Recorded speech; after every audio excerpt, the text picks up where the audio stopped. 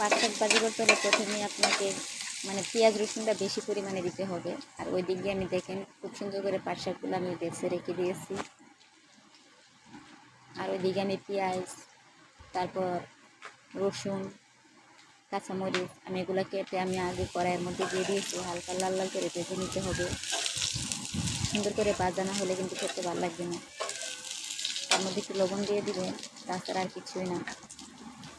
দিয়ে আগুনের পরিমাণটা একটু কম করে দিতে হবে।